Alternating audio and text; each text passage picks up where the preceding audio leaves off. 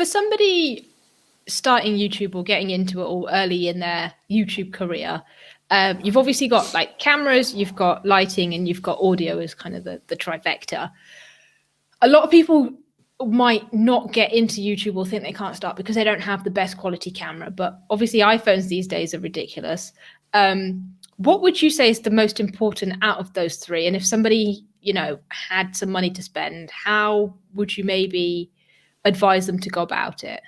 I think it depends what your YouTube channel is about. I think if you're doing it about photography, you've probably got and you're into that, you've probably got a camera anyway, so just use that. And if you, for example, if you are a complete newbie, but you want to get into videography or photography, and you want a channel, don't let not having any gear yet put you off, because you can still sort of document your journey of doing it.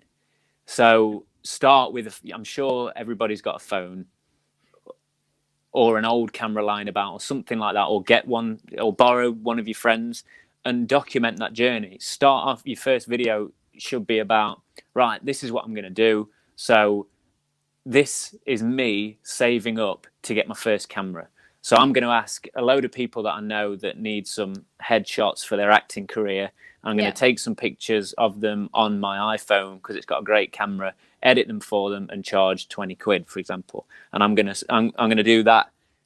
I'm going to get 10 people that are happy to pay 20 quid, and I'm going to have 200 quid, which can buy me a decent starter camera.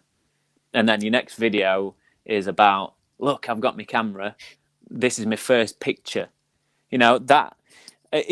But then if it's, for example, I've been chatting to somebody who's got his own chiropractic healing center, and he is thinking about starting a channel.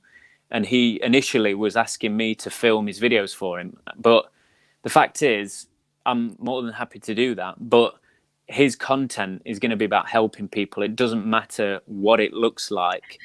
It doesn't need to be quality. Whereas, if I'm promoting how to film something, it needs to look good. Yeah. Otherwise people are like, yeah, well, yours doesn't look good, so why should I listen to you? Yes. Whereas if it's about anything else, it doesn't matter so much. So to answer your question, what's the most important thing depends on what you're trying to do. But don't let anything stop you from doing it, because that's when you don't do it. Yes. Yes. That was great advice. Well, I hope it answered the question. It did. I actually really like that. That whole, go out and you can sell your pictures, and then all of a sudden you've got money to upgrade. So don't use it as an excuse. Yeah, exactly. There shouldn't be any. And if, let's say, if you have got a little bit of money and you want to spend it on something, in fact, someone asked me this the other day, and they ask it a lot. What should I get?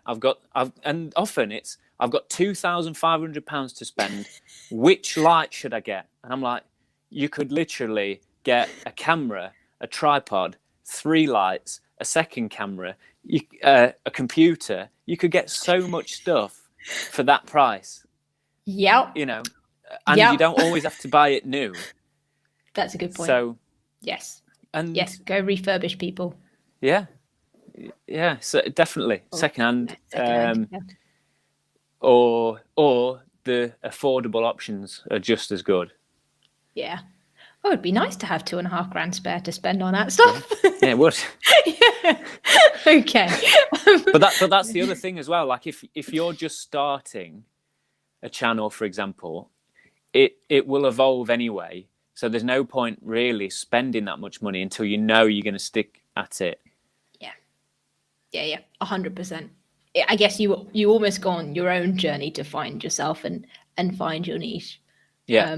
Because season 1 of what I now call season 1 of this was literally me just finding my feet. I had no idea what I was doing.